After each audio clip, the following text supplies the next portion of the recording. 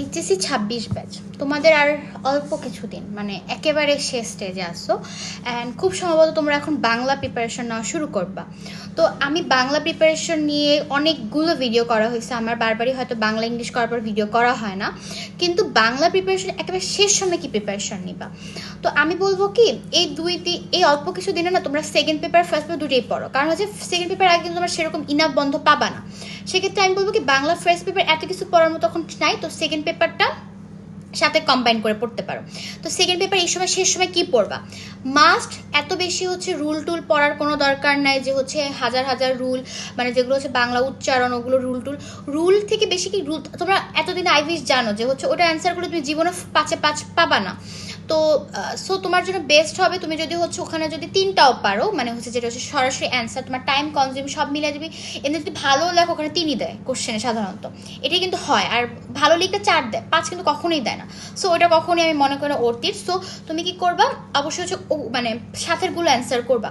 So ওইগুলো answer করার জন্য সবচেয়ে ভালো টেকনিক হচ্ছে তোমরা এখন শেষ সময় হচ্ছে শুধু 5 বছর কি, যদি আরও বেশি সেফ থাকতে চাও 10 বছরের বোর্ড দেখো, খালি বোর্ড কোশ্চেনগুলো করে যাও, বিলিভ মি 8টার মধ্যে কমপক্ষে 5টা কমন থাকবেই, প্রতি বছর থাকে। আর যদি আল্লাহ না করুক না থাকে, 4টা থাকবে। অ্যান্ড তুমি কোশ্চেন লিখলো 4ই পাইতা, 4টা লিখতে 4 মিনিট লাগবে, ওখানে তোমার 10 মিনিট উপরে চলে যাবে, তোমার তো দরকার নেই, তোমার রাইটিং পার্টে মার্কস তুলতে হবে। সো অবশ্যই রিটেন পার্টে দেখা গেছে, যেমন আমারও মনে হয় 30 মার্কস ছিল না, ওখানে মনে হয় আমার জাস্ট একটা ভুল গেছিলো, স্টিল ওটার মিনিং ওইটাই, মানে অ্যাসেম্বলি মানে ওই অ্যাসেম্বলিটা হচ্ছে আমি জাতীয় অধিবেশন লিখে আসছি, মানে ন্যাশনাল অ্যাসেম্বলি না, সো অ্যাসেম্বলি মানে অধিবেশন লিখে আসছিলাম, বাট এটা মানে অন্য কোনো অ্যান্সার ছিল, মানে হচ্ছে গাইড ওয়াইজ, বাট ওটা অ্যান্সার কিন্তু অধিবেশনও হয়।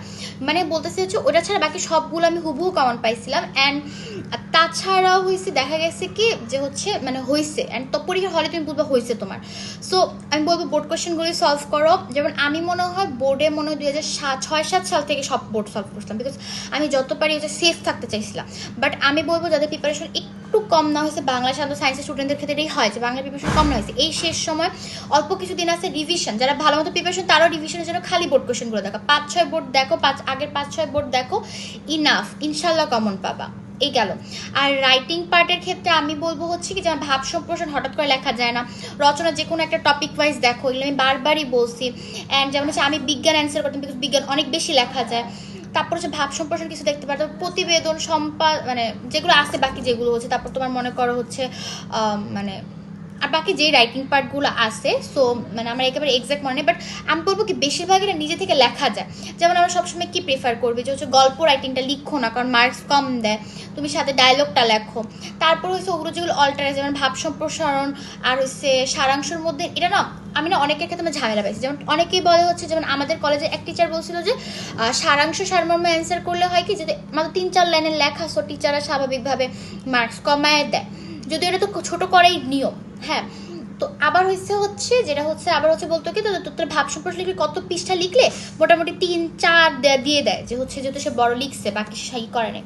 বাট আবার সারাংশ সারমর্মে আরেকটা প্রবলেম হয় কি, তুমি যদি হচ্ছে তোমার 3 লাইন থাকে, ওই 3 লাইনে তো টিচাররা পড়তে পারে, তুমি ভাব সম্প্রসারণ যদি অনেক লেখো, টিচার কিন্তু অনেক সময় বুঝবে না, তুমি যদি ভুলও লেখো, আলা না করো, ভিতরে যদি মনে করো তুমি এক্সাক্ট না পারো, ভিতরে যদি অনেক কিছু লিখে লেখো, তাও তোমাকে 3-4 দিয়ে দিবে। বাট তুমি যখন সারাংশ লিখবা, সেই সারাংশ বা সারমর্ম আসলে তুমি সবসময় ধরতে পারবে, কোনো গ্যারান্টি নাই। তো তুমি সারমর্ম লিখলা 3 মার্ক, 3টা লাইন, টিচার যেটা পছন্দ করে ওরকম লাইনটা মনে কর নাই, বা তুমি ধরতেই পারো নি মেইন থিম, 3-এ 0 দিয়ে দিবে তোমাকে সাথে, বিকজ 3টা লাইন পড়া is possible, very much easy তাদের জন্য। সো এগুলো কিছু ব্যাপার।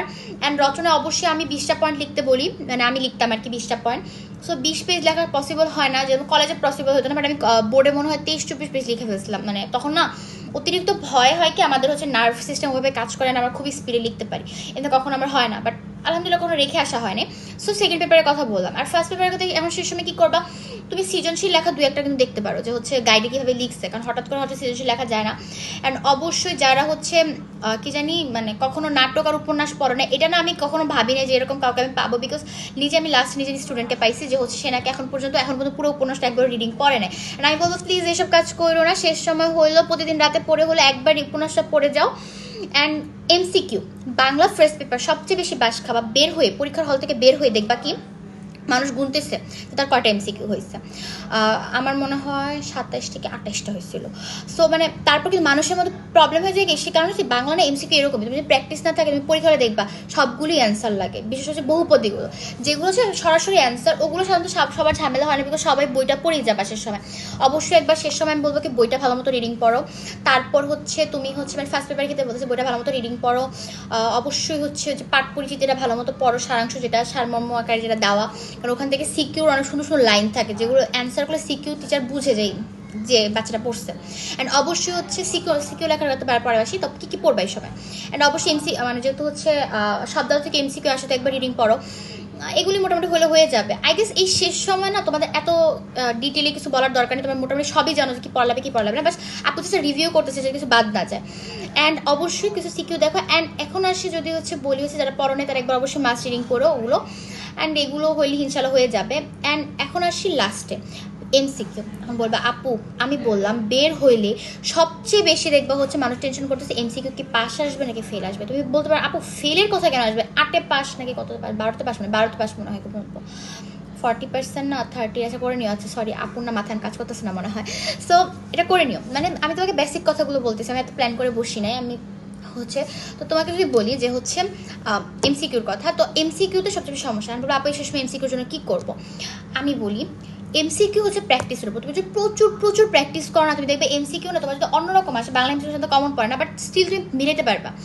প্রথমত তো বোর্ড কোশ্চেনগুলো করো, বোর্ড কোশ্চেনগুলো করলে না মানে বোর্ড কোশ্চেন আমি বলছি সলভ করো না, একবারে টেস্ট পেপার আইবিএস তোমরা কিনছো তাই না, টেস্ট পেপার তো কিনা হয়েছে, যারা টেস্ট পেপার কিনো নাই তারা হয়তো বা কোথা থেকে গাইড হোক কোথা থেকে প্র্যাকটিস করো, বাট যারা most of the test paper কিনছো, টেস্ট পেপার শুরুতে কি কোশ্চেন আকারে দেওয়া থাকে না প্রত্যেকটা, আমি বলবো প্রত্যেকটা টাইম ধরে 2000 আমি দেখলাম হচ্ছে এবার টেস্ট পেপার হচ্ছে 25 23 24 25 তিনটা টাইসে, অ্যান্ড 22 মনে নাই আমি পাইনি। অ্যান্ড দেন হচ্ছে তুমি কি করবা, এই তিনটা বোর্ড ফার্স্টে যারা করো নাই তারা বোর্ড ধরে সবগুলো সলভ করো, তখন দেখবা আল্লাহর রহমতে কি মার্কটা পাও।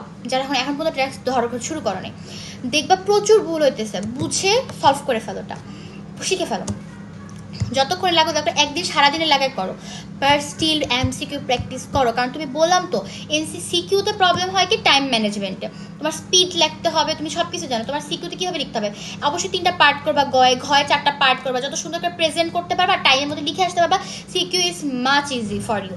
কারণ হচ্ছে মোটামুটি বাংলা লেখা যায়, গল্পটা পারলে তুমি কিছু না কিছু একটা লিখে দিয়ে আসতে পারবা, বাট বললাম না ঝামেলা হবে এমসিকিউতে। অ্যান্ড এমসিকিউতে ছাড়া এমসিকিউতে মার্ক কমে যায় তোমার, কিন্তু সিকিউতে তুমি জানো সিকিউতে তোমাকে কখনোই অত ভালো মার্কস দিবে না, যে এমসিকিউতে তুমি হচ্ছে 10-12 মার্ক বা 15 মার্কের মতো খায়া ফেললা, বা মনে করো তুমি 10 পাইলা মানে 10 পাস করলা, ধরো 15 পেয়ে 10 পাস করলা, বা 15 মার্কস নাই তুমি জীবন আর A+ তোলা তোমার জন্য টাফ হয়ে যাবে বাংলা, বিকজ তোমার জন্য সিকিউতে কোনো তোমাকে ফুল মার্কস দিবে না, এটা সায়েন্সের সাবজেক্ট না, এটা কিন্তু তুমি জানো। আপু ভয় দেখাইতেছি না শেষ সময়, বাট আপু বলতেছি MCQ is much important for you. So এটার জন্য কি করবা, এর জন্য কোশ্চেন সলভ করে ফেলো, দেন হচ্ছে তুমি হচ্ছে ইয়েতে চলে যাও, অ্যান্ড দেন হচ্ছে তুমি চলে যাবা হচ্ছে সরকারি কলেজ। আমরা হচ্ছে কিন্তু এবার বোর্ড ঢাকা মানে এবার কিন্তু আমরা ঢাকা বোর্ডে যেটা আপু পরীক্ষা দিয়েছিলাম তখন কিন্তু আপু দেখছি যে হচ্ছে বায়োলজি সেকেন্ড পেপার, তারপর হচ্ছে ইংলিশ ফার্স্ট পেপার, অনেক কিছুই হচ্ছে সরকারি কলেজের কোশ্চেনের থেকে আসছে। কারণ হচ্ছে কি ঢাকার কিছু বড় বড় কলেজ আসছে, অ্যান্ড তার সাথে হচ্ছে যেহেতু আর তার হচ্ছে আমাদের ইম্পর্টেন্ট হচ্ছে সরকারি কলেজগুলো, কারণ ওইসব সরকারি কলেজের টিচারের সাধারণত প্রশ্ন করে, সো প্রশ্ন করলে কি হয় তারা নিজের কলেজের একটা ইয়ে রাখবেন, তুমি তার কোশ্চেন আইডিয়া পাবা।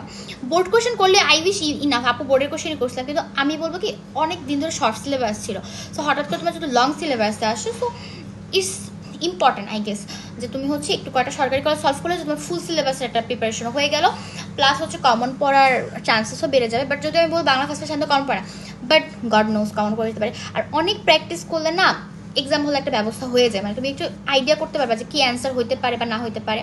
সো আই গেস অনেকগুলো কথাই বলছি, এগুলো সব মাথায় রাখো শেষ সময়।